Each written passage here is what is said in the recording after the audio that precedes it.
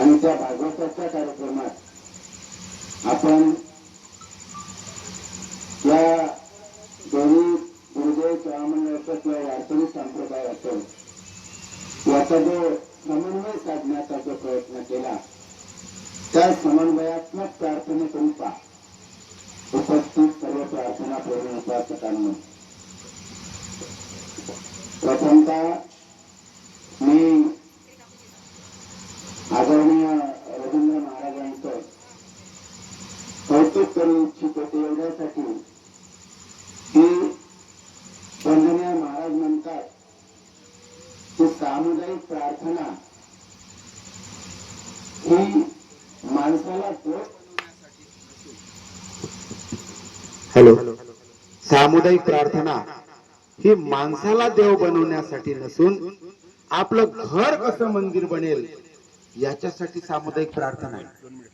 या घराकडे पाहिल्यानंतर तुमच्या लक्षात येईल, तुम्ही लता मंगेशकरचं गाणं ऐकलं असेल, दिल एक मंदिर है प्यार की जिसमें होती है पूजा। आपलं जे हृदय आहे ना, आपलं जे दिल आहे ना, हे सुद्धा एक मंदिर आहे। परंतु ते नंतर होईल, घर जेव्हा मंदिर होईल तेव्हा आपलं हृदय मंदिर झाल्याशिवाय राहणार नाही। म्हणून या घराकडे तुम्ही थोडं चिंतन करा, पहा तुम्हाला काय वाटतं।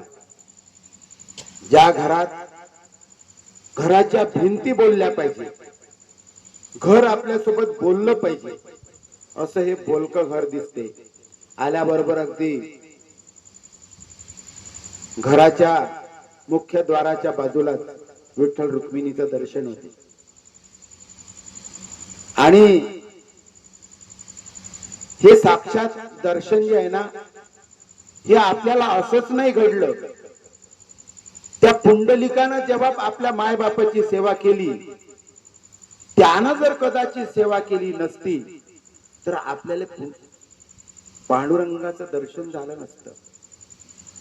पांडुरंग परमात्मा वास्तविक पंढरपुरातले अजिबात नव्हे। तुम्ही म्हणाल होय कुठचे ते, तर ते तसे त्यांचं मूळ तुम्हाला माहित असेल। आपण नेहमी म्हणतो प्रत्येक गोष्ट आपली फक्त म्हणण्यासाठी आहे, परंतु आपण ते म्हणत असताना याच्यात काय अर्थ दडलाय, भावार्थ काय दडलाय याचं चिंतन कधी आपण करत नाही। आपण रोज ऐकतो कानडा विठ्ठलू कर्नाटकू तेने मज लावी येला वेडू। त्यानं मला वेड लावलं म्हणजे तो तसं जर पाहिलं असता तो कर्नाटकातला होय, कर्नाटकातला। जसं या प्रार्थनेत इथं प्रार्थनेचं अधिष्ठान ठेवलं, याच्यावर कोणतीही मूर्ती ठेवली नाहीये। ये हृदयीचे ते हृदयी। पांडुरंगाला तिथं माहित झालं का माझा एक भक्त कुणीतरी आपल्या बापाची सेवा पंढरपूरले करतो आहे, आणि त्याचा शोध घेण्यासाठी तो कर्नाटकात हंपी नावाचं गाव आहे, ते पांडुरंगाचं खरं गाव आहे। आणि तिथून ते निघाले आणि ते शोधत शोधत शोधत शोधत आले असता त्यांनी शोधलं की माझा असा भक्त कोण आहे की जो अगदी निष्कामपणे सेवा करतोय। राष्ट्रसंतांनी तेच सांगितलं की सेवेने अंगी सामर्थ्य येते, त्याचंच उदाहरण पुंडलिक आहे। सेवेने अंगी सामर्थ्य येते, जे जे बोलाल त्याची घडते, हस्ते परहस्ते सर्वची होते काम त्याचे। आपल्या इथं ते एखादा नकली बुवा जरी आला ना तर पटकन आपल्या साऱ्या घरात ते धावून जाते। परमात्मा पांडुरंग पुंडलिकाच्या दारावर आले, अख्खं पंढरपूर पिंजून काढलं, पण त्या भक्ताचं घर काही सापडत नव्हतं। शेवटी काही लोकांना सांगितलं म्हणे बा तिथं चंद्रभागेच्या तीरावर आहे म्हणे एक झोपडी, चंद्रमोळी झोपडी आहे, आणि त्याच्यात एक भक्त आहे जो आपल्या आई वडिलाची काय करतोय, सेवा करतोय। पहिले सेवा फिर भगवान, तुकडोजी महाराज म्हणतात बाबू पूछो ऐसा ज्ञान सुन लो गाना मन माने या तूफानी मेरे नाना भूल न जाना। आपल्याला पहिल्यांदा सेवे एवढे महत्व नाही, ज्ञान ध्यान वैराग्यासही ध्यान करा, ज्ञान मिळवा, पण सेवा जर काही नसेल तर त्यालाही काही अर्थ नाही। शेवटी पांडुरंग फिरता फिरता फिरता फिरता त्या चंद्रमौळी झोपेच्या दाराजवळ आले. दाराजवळ आले, त्या दाराला ठक ठक ठक ठक ठक ठक ठक ठक वाजवलं. म्हणे, ऐ पुंडलिका, मी तुझ्या भेटीला आलो रे. पुंडलिकाने सांगितलं, तू कोणी राय, मी माया बापाची सेवा करणं सोडून मी तुझ्याजवळ येणार नाही, अजिबात येणार नाही. शेवटी तुम्ही ऐकलं असेल, विठ्ठल काकुळती आला. म्हणे, पुंडलिका, अरे मी आलो रे, उभे राहू राहू माझे पाय दुखले रे, ये ना. तेव्हा कुठं असा आग्रह करता करता करता करता करता करता करता एवढा काकुळतीले आले परमात्मा परमेश्वर. शेवटी पुंडलिकाने तिकडून आवाज दिला, तू कोण आहे, मी तुला ओळखत सुद्धा नाही. आणि शेवटी पुंडलिकाला थोडा राग आल्यामुळे पुंडलिकानं त्याच्या वडिलाच्या त्या खाटे शेजारी एक वीट पडली होती, ते वीट धरली, झरकन तावातावान फेकून दिली. घे, राह उभा तिथे. युगे 28 विटेवरी उभा, 28 युग झाले त्या विटेवर तो उभा आहे. म्हणून एक लक्षात ठेवा, सेवा केल्याशिवाय भगवंत प्राप्त होत नाही. प्रार्थनेतून तेच शिकायचंय आपल्याला, प्रार्थनेतून तेच शिकायचं आहे. कारण निळोबाराय म्हणतात, आपण पाहिला आता का, भाग्यवंता घरी भजन पूजन. काही गरज आहे महाराज इथं भागवत सप्ताह घ्यायची, पण आंतरिक तळमळ आहे का माझे जे सोबती आहे, माझ्या परिसरातले जे साथीदार आहे, यांचं काहीतरी या भक्ती मार्गातून कल्याण व्हावं, ही एक अंतरातली तळमळ आहे त्यांच्या. आमची तर परिचय आता फक्त 2-4 दिवसाचाच आहे, पण एवढा आमचा म्हणजे मला तर वाटतं काहीतरी पूर्वजन्मीचं सुकृत आहे. पूर्व पुण्य ज्याचे असेल पुण्याई, तोची मुखे गाई हरिनाम. म्हणून हे काहीतरी पूर्वजन्मीचं सुकृत आहे. मी तर मला तर असं वाटते, महाराजांना मी भेटलो ना की, काय योग साधला जन्म तुला लाभला, कोण देव पावला बिचाऱ्या भजनासी लागला, पूर्वीपासून केली असशील जोड तुवा पुण्याची, म्हणूनच सखया कळले तुझला जोड मिळाली याची. म्हणून याची जोड कोणालाही मिळत नाही. म्हणून हरिपाठ असो, प्रार्थना असो, साधना उपासना कुठलीही असू द्या, पण ती मात्र जीवनात निरंतर आवश्यक आहे. निरंतर दररोज करणं आवश्यक आहे. नाही तर एक दिवस आला चेव केला देव, नाही तर हर हर महादेव, असं अजिबात जमणार नाही. असं करता कामाच नाही. आता हे लहान लहान लेकरा इथं, हे शिक्षक मंडळी आहे, यांच्या मनात काहीतरी आंतरिक तळमळ आहे. मला आमच्या सरनं सांगितलं, आज आम्ही लेकरं बाळण आम्ही आमच्या बायका घेऊन आलो. जात जा, नेतच नाही. बरेच लोक आपल्या पत्नीले नेत नाही, पण कोणते लोक नेत नाही हे तर तुम्ही परीक्षण तुम्हीच करा. जे असे लोक आहे ना या अभियानात, जे समजा मनानं जे निर्मळ असते, ते नेहमी आपल्या पत्नीला सोबत नेत असतात. आणि मला मोठा आनंद वाटला या ठिकाणी हे सामुदायिक प्रार्थनेचं आयोजन केलं असताना. फक्त थोड्या थोड्या काही उणीवा आहे, त्या उणीवा तुम्ही दुरुस्त करा.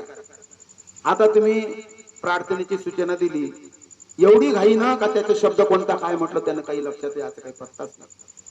आपल्याला हळू म्हणायचं आहे, परमपूज्य गुरुदेव सामुदायिक प्रार्थनेकरिता उपस्थित उपासकांना एवढं धीर गंभीर असलं पाहिजे. प्रार्थना कशी आहे, प्रार्थना ही धीर गंभीर असली पाहिजे. आपली प्रार्थना तर अशी धावली आहे, प्रार्थना गुरुदेव ते या स्वर्ग सम संसार हो, अति उच्चतम जीवन बने परमार्थमय. मला तर वाटलं किती धावून राहिले किती नाही. आपला शब्द ऐकवायला पाहिजे आपल्याला. आपण जे काही साधना करतो त्या शब्दाचे शब्द जर आपल्या कानात गेले तरच आपल्या लक्षात येईल आपण काय म्हणतोय. नाही तर हे प्रार्थना गुरुदेव से यह स्वर्ग सम संसार हो. पहिलीच लाईन राष्ट्रसंताची एवढी जोरदार आहे का, स्वर्गाची संकल्पना राष्ट्रसंतांनी पाहिली, पण तो स्वर्ग नाही जो मृत्यूनंतर प्राप्त होतो. तो स्वर्ग महाराजांना मंजूर नाही. कोण पाहिला तो स्वर्ग? एक माणूस दाखवा असा का ज्यानं तो स्वर्ग पाहिला आणि त्यानं त्या स्वर्गाची अनुभूती घेतली आहे.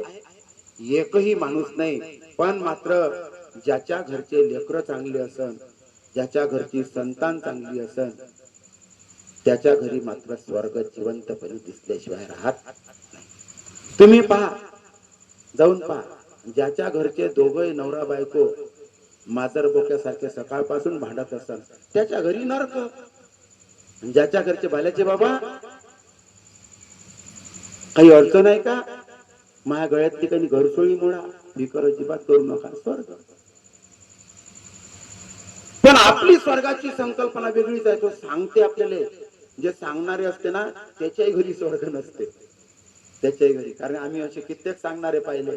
पण तुम्ही आमच्या घरी येऊन पहा, स्वर्ग आहे का नाही हे तुम्ही पहा. मले 2 लेकर आहे, बायको आहे, एकच बायको आहे, 2 लेकर आहे आणि दोघे पोरं इंजिनियर आहे. पण खरंच स्वर्गाचं वातावरण आहे. म्हणजे हे याचे साक्षीदार 2 माणसं इथं बसले, हे तर आले नाही.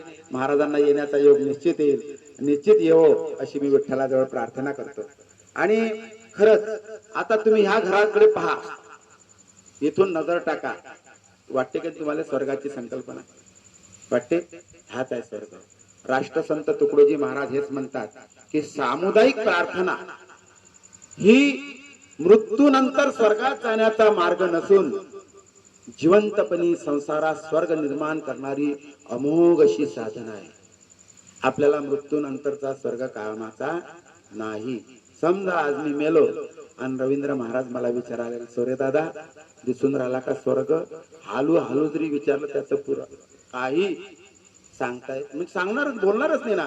त्याच्यात ती चेतन शक्ती जेव्हा निघून जाते तेव्हा ते अचेतन शक्ती, फक्त त्याचा आत्माच अमर असतो, बाकी मात्र त्याच्यातली चेतन शक्ती निघून गेल्यामुळं तो माणूस अजिबात बोलत नाही आणि स्वर्गही नाही सांगू शकत आणि मृत्यूही नाही सांगू शकत. म्हणून आपल्याला तो स्वर्ग प्राप्त करायचा असेल, तो स्वर्ग आपल्याला संसारात निर्माण करायचा असेल, तर आपल्याला ही भावना आपल्या मनात घर करून गेली पाहिजे की ना हम रहे अपने लिए, हमको सभी से गर्ज है. नाही तर ते बिमार पडली, मला काय करावं लागते, मी काय जाऊ तिच्या घरी, जाऊ दे ना, विसरून जाणं, तुले जायचं आहे ना. आपल्याला कुठं कोण राहायला आलं इथं, पक्का शिक्का मारून कोणीच नाही आला इथं परमनंट राहिले, अजिबात नाही. एक लक्षात ठेवा, इथचं आपलं काहीच नाही. समजा हे घर जर महाराजाचं असतं तर महाराजांनी टॅक्स भरला असता, त्याला सांगितलं असतं काला टाईटू खबरदार टॅक्स मागायला येशील तर. म्हणून आपण याचे मालक नाही आहे, आपण मालक नाही. जमीन आहे तशीच आहे, जमीनचे मालक नाही. एक वेळ लक्षात घ्या, जमीन 7/12 लिहिलाय भूधारक, काय लिहिलाय? भूधारक. आणि मालक असला तर त्याला लिहिल्या जाते भूस्वामी. काय लिहिल्या जाते? भूस्वामी. एखाद्याच्या 7/12 आहे का भूस्वामी लिहिलं? म्हणून तर वायदा भरावा लागते दरवर्षी. तसंच आहे. म्हणून तू लाख हिफाजत करले, तू लाख करे रखवाली, उड़ जाएगा एक दिन पंछी. हे सगळं इथंच राहणार आहे, सगळं सोडून जाणार आहे. म्हणून जोपर्यंत जगायचं आहे ना, फोन मध्ये नका जगू, जिओ जी भरके, पण जीवन जगतानी जगा. जिओ जी, जीवन जगतानी जगायचं आहे, आपल्याला जगून घ्यायचं आहे. कारण आनंद या जीवनाचा सुगंधा परी दरबळावा. आपल्या संसारात सुगंध निर्माण झाला पाहिजे, तर खरं भक्ती आपल्याला कळली. नाही तर महाराज म्हणतात भक्ती भक्ती क्या करते हो, भक्ती में भी धोका है. भक्ती ते धोका आहे बरं, पण का कधी आहे? बिना आचरण चरित्र पाये सारी भक्ती फोका आहे.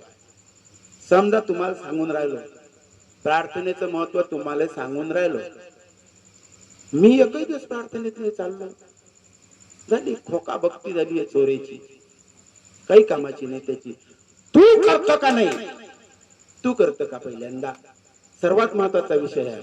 बऱ्याच ठिकाणी असंच होते, सांगणाराची हुशार झाला, ऐकणारा वाया गेला.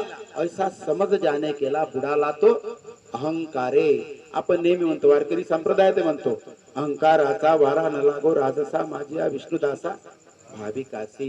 म्हणून आपल्यातला अहंकार जर सोडता आला ज्या दिवशी, त्या दिवशी समजायचं का मला भक्तीतलं काहीतरी प्राप्त झालं. आणि ते प्राप्त करण्यासाठी ती सामुदायिक प्रार्थना आहे. आणि ती सामुदायिकच काय, कारण एकट्या दुकट्यानं केलेली जे साधना असते, पहिल्यांदा ऋषी मुनी पाहिले असेल तुम्ही, ते दरी कंदरी बसून स्वतःपुरती मर्यादित साधना करायचे. पण राष्ट्रसंतांनी हा नवीन मार्ग शोधून काढला. वारकरी संप्रदाय, गुरुदेव सेवा मंडळ वेगळं अजिबात नाही. महाराज ग्रामगीतेत स्पष्टपणे लिहितात की उभा विश्वाचिया विटेवर सद्गुरु विठ्ठल सर्वेश्वर त्याच्या कृपेचाची विस्तार तुकड्या म्हणे ग्रामगीता. श्री ज्ञानराज गुरु माऊली त्यांच्या कृपा दृष्टीची सावली आणि परंपरेने फळासी आली ग्रामगीता स्वरूपाने. काही कोणतं वेगळं नाही, अजिबात नाही. हरिपाठ वेगळा नाही, प्रार्थना वेगळी नाही, फक्त आपल्या डोक्यातला मळ मात्र वेगवेगळा आहे. ह्या काळा लागते. याच्या डोक्यात, महाराजांच्या डोक्यात पांढरी आहे, माझ्या डोक्यात भगवी आहे. पण याच्या अंदर, भगवीच्या अंदर तर मूळ रंग जो आहे तो कोणता आहे? पांढऱ्यावरच भगवा कलप मारला, बाकी दुसरं काय आहेच काय? काहीच नाही, काही नाही. भेदा भेद भ्रम अमंगळ. आपण म्हणतो ना भेदा भेद भ्रम अमंगळ. हा अमंगळ असलेला भेद आहे, याला मंगळ करायचा आहे. आणि त्याच्यासाठी सामुदायिक प्रार्थना आहे. आपल्याला समजून घ्यायचा आहे हा विषय. राष्ट्रसंतांनी ही सामुदायिक प्रार्थना मांडली ना आपल्या समोर, त्यांच्या संपूर्ण जीवनात फक्त एकदाच सामुदायिक प्रार्थना चुकली, एकदा. पण त्यांनी स्वतःला माफ केलं नाही. म्हणून जे जे जात असतील, हरिपाठे करा तर दररोज करा, प्रार्थना करा तर दररोज करा. हरिपाठन प्रार्थना दोन्ही केलं तर फरक पडत नाही, अजिबात फरक पडत नाही. कारण का माऊलींनी सुद्धा आपल्याला तेच सांगितलं की नित्य नेम नामी ते प्राणी दुर्लभ, फक्त लक्ष्मी वल्लभ दया जवळी एक दिवस करून जमणार नाही. नाही तर एक दिवस केला आणि पूर्ण महाराष्ट्र असं म्हणतात की रात्रभरी केले भजन. ग्रामगीतेत पडला खाटली बिमार होऊन. लय भजन मंडळ असे आहे, रात्रीचे 10 वाजता भजन सुरू करते. घरवाले सांगते तुम्ही आता भजन करा, आम्ही झोपतो. गॅसवर चहा ठेवलाय, पिऊन घे जा, दारा लावजा, तुम्ही घरी चालले जाता. काय करणार आहे ते? रात्रभर भजन. रात्रभराचं भजन काय कामाचं? महाराजांनी तो विषय सुद्धा ग्रामगीतेत घेतला की रात्रभरी केले भजन, पडला खाटली बिमार होऊन, मग कसले नामस्मरण. अरे बापा ओरडतो दुसऱ्या दिवशी, अरे बापा देवा देवा देवा देवा देवा. काय कामाचं भजन? म्हणून भजन, पूजन, प्रार्थना ह्या गोष्टी आपल्याला समजून घ्यायच्या, समजून उमजून आम्हाला त्या आचरणात आणायच्या. नुसतं सांगायचं नाही, सांगून फायदा नाही. महाराज एका ठिकाणी, महाराज असं लिहितात, रवींद्र महाराज असं म्हणतात एका ठिकाणी, आपल्याला म्हणजे करणाऱ्याला सांगते की कैसा राज चाहता है तू. आपल्याला विचारते जो जन जन से कहता है तू वैसा खुद करता की नाही तू. विचारते तू करत काय तसं? तू जर करत नसल, साक्षी रख भगवान मत होना बैमान. देव साक्षी आहे म्हणते बरं, तुले पाहून घेईन देव, अशा सारखा इशारा देते तुकडोजी महाराज. तुकडोजी महाराजांना समजून घेणं अत्यंत कठीण आहे. दिसाला सोपे होते. कोणी एकदा तर अशी परिस्थिती झाली, महाराज साधू संमेलन भरलं, अखिल भारतीय साधू संमेलन. हिंदू धर्मातले खूप मोठ्या पोटाचे छोटे सगळे साधू त्या ठिकाणी गोळा झाले. आणि त्या साधू संमेलनाचे अध्यक्ष महाराज होते. महाराज उभे राहिले स्टेजवर उभे राहिले. आणि जसे महाराज उभे राहिले तेव्हा बाकी काही कमंडलू, काठी, भगवा वेश परिधान केलेले बाकीचे जे साधू होते ते एकदम खवळले. ये कहाँ का साधू है बोले, जिसके पास कमंडलू नहीं है, जिसके सर पर भगवा वस्त्र नहीं है, भगवे वस्त्र पहना नहीं है, ये साधु नहीं हो सकता, साधु नहीं हो सकता. काही साधू सांगायला लागले, अरे उनको अपनी बात तो रखने दीजिए. परंतु त्या सभागृहात सगळ्या साधू लोकांचा हलकल्लोळ झाला आणि महाराजांना अपमानास्पद रीतीनं त्या स्टेजवरून खाली बसवण्यात. सांगायचं तात्पर्य एवढंच आहे, तुम्ही याच्यातून मला काय सांगायचंय तुमच्या लक्षात येईल. शेवटी खाली बसवण्यात आलं. तुकडोजी महाराज आहे ना, अत्यंत खूप दिलदार मनाचे होते. काहीच नाही, खाली बसा म्हटल्यावर काही वाईट न वाटता स्टेजवरून खाली उतरले आणि खाली येऊन बसून गेले. बसल्यानंतर त्याच्यात एक महामंडलेश्वर होते. ते महामंडलेश्वर त्या स्टेजवरती चढले आणि त्यांनी सांगितलं, हो सकता है ये ऐसे साधू आहे, तिथं टोंगळ्यापर्यंत धोतर राहायचं, ते बंगाली, वरतून टक्कल पुरं, इकडून शर्टाच्या गुंड्या या बाजूला. अरे कुछ भी हो, भगवे वस्त्र नहीं पहने तो क्या हुआ, हाथ में कमंडलू नहीं है तो क्या हुआ, उनको अपनी बात तो रखने दीजिए, वो क्या कहते हैं वो समझ तो लीजिए. महामंडलेश्वराचा आदेश सर्वांनी मानला आणि मानल्यानंतर महाराजांना पुन्हा प्रवेश देण्यात आला स्टेजवर. पण राष्ट्रसंतांनी काय म्हणावं. राष्ट्रसंत स्टेजवर गेले. श्रीकृष्ण भाऊ मोठं जोरदार उदाहरण आहे, तुम्ही कुठे कुठे सांगत जा म्हणे. महाराज काय म्हणे माहितीये, महाराज स्टेजवर चढले,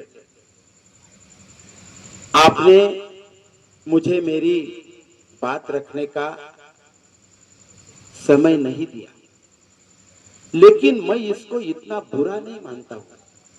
मैं ये मानने वाला हूं, कभी कभी आप जैसे बड़ों का आशीर्वाद मेरे जैसे छोटे के लिए आशीर्वाद समान है. काय म्हणजे किती कमाल आहे, शब्दाची केवढी मोठी जादू आहे. का त्यानं दिलेलं एवढ्या रागानं उतरून दिलेलं तुझ्या आशीर्वाद होय म्हणते. हे होते राष्ट्रसंत तुकडोजी महाराज. असे राष्ट्रसंत तुकडोजी महाराज होते. एकदाचा प्रसंग आहे, बाबूजी तत्कालीन राष्ट्रपती भारताचे गुरुकुंज आश्रमाला आले. आश्रमाला आले असता महाराजांजवळ त्यांनी इच्छा व्यक्त केली. बोले महाराज जी, आज मैं गुरुकुंज आश्रम की प्रार्थना करना चाहता हूँ. बहुत अच्छी बात है बाबूजी, बहुत अच्छी बात है, कोई बात नहीं, आप हम दोनों साथ में प्रार्थना में चलेंगे. आणि दोघे प्रार्थनेला निघाले. प्रार्थनेला गेले असता, तुम्ही गुरुकुंजात कोण कोण गेलाय का कोणी? एकदा जरूर जा, खरंच गुरुकुंज पहा तुम्ही. महाराज म्हणतात, पाहिले का गुरुकुंज तुम्ही आजवरी, अभाग्यासी लाभे भाग्य जाता तो वरी. जाऊन पहा. जे गेले नसन तर ते भाग्याले मुकले असं होऊ नये. तुम्ही एकदा जाऊन पहा. गुरुकुंज आश्रम म्हणजे एक डेमो आहे. गुरुकुंज आश्रमाच्या अंदर गेले तुम्ही तर तुम्हाला अगदी घराचं दोन्हीकडलं अंतर सारखं आणि घरही सारखे असं डेमॉन्स्ट्रेशन महाराजांनी त्यावेळेस केलं होतं. तर राष्ट्रपती आले आणि राष्ट्रपती, एवढा प्रसंग सांगतो आणि थांबतो. राष्ट्रपती आले आणि दोघही जण प्रार्थनेला जायला निघाले. प्रार्थनेला जायला निघाल्यानंतर दोन्ही बाजूने प्रार्थना मंदिराच्या चप्पल स्टँड आहे. चप्पल स्टँडवर आले ते आणि बाबूजींनी आपल्या चपला काढून ठेवल्या. महाराजांनी त्यांच्या पायात जे लाकडी खडावा होते ते काढून ठेवले आणि दोघे जण प्रार्थनेत गेले. तिकडून आल्यानंतर पाहते तर महाराजां बाबूजींच्या ज्या चपला होत्या त्या स्टँडवर नव्हत्या. प्रत्येकाच्याकडे आहे चप्पल चोर. म्हणून तर महाराजांनी देह देवाकडे, लक्ष चोड्याकडे, नेत्र देवाकडे, हात चोऱ्याकडे, ही का भक्ती खरी. आमच्या मंदिरातली महाराज खोटं नाही सांगत तुम्हाला, 8 दिवसातून एक निरंजनी चोरी जाते. कोण नेत असेल? पूजा करणाऱ्या बायाच नेते ना. याविषयी मांडता कोणाजवळ? मांडा लागते ह्या विषयी. याच्या कोण नेते? काही बाया माहिती आहे तुम्हाला, घरी एक फुलाचं झाड नाही लावत, पण साऱ्या घराच्या आजूबाजूच्या घरच्या बायाच्या घरचे सबन फुलं बुरबार करून याच्या घरी हात घालू दे, त्याच्या हात घालू दे.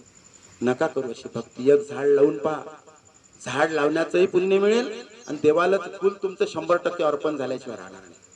बाबूजी आले, पाहते तर बाबूजींची चप्पल नाही. राष्ट्रसंत तुकडोजी महाराज पूर्ण तारतम्य होतं त्यांना प्रत्येक प्रसंगाच. बाबूजीची चप्पल नाही म्हटल्यावर महाराजांना थोडसा दुःख वाटलं. पण महाराजांनी बाबूजींना काय सांगितलं? बोले बाबूजी, हमारे सेवा मंडल का कार्यकर्ता है ना, ये बहुत सेवा भावी है, बहुत अच्छा है. उसको लगा कि हमारे भारत के महामहिम राष्ट्रपति आए हैं, उसने आपकी चप्पल कहीं अच्छी जगह रखी होंगी, यहाँ से लेके तो नहीं जा सकता हो, आप ऐसा कीजिए, ये मेरे जो खडावा है हे आप पहिनिये. आणि महाराजांना त्यांनी आपले खडाव काढून राष्ट्रपतींच्या समोर ठेवले. राष्ट्रपतींनी काय उत्तर द्यावं? आताचे राष्ट्रपती तर सोडून द्या, त्यांना असं काही तेव्हाचे राष्ट्रपती त्यांचा राष्ट्रपतीचा पॉवर वापरत होते. महाराज बाबूजी म्हणायला लागले महाराजांना, बोले महाराज जी, ये आपके पैर के खड़ावा पहनने लायक मैं बिल्कुल नहीं हूँ. आप अगर इजाजत दे तो मैं ये आपके खड़ावा मेरे सर पर रखना चाहता हूँ. विचार करा तुम्ही कोण असन राष्ट्रसंत. त्याच्यासाठी राष्ट्रसंत त्याच्या भजनात कधी कधी लिहितात ते असं की मुझे ही मालूम कौन हूं मैं, लाज के मारे मौन हूं मैं. कोण होते काय होते हा नंतर संशोधनाचा विषय आहे, परंतु त्यांनी सांगितलेली ही सामुदायिक प्रार्थना आहे. म्हणून तुम्हाला सर्वांना मी विनंती करेल की ही सामुदायिक प्रार्थना दररोज आपण करावी. आणि लहान मित्रांनो, तुम्ही महाराज असं म्हणतात, आजचे सान सान बाल उद्याचे तरुण कार्यकर्ते होतील आणि गावाचा पांग फेडतील उत्तम उत्तम गुणांनी. तुमच्यात जर चांगले गुण आले म्हणून आपले लेकरं इकडे पाठवत जा.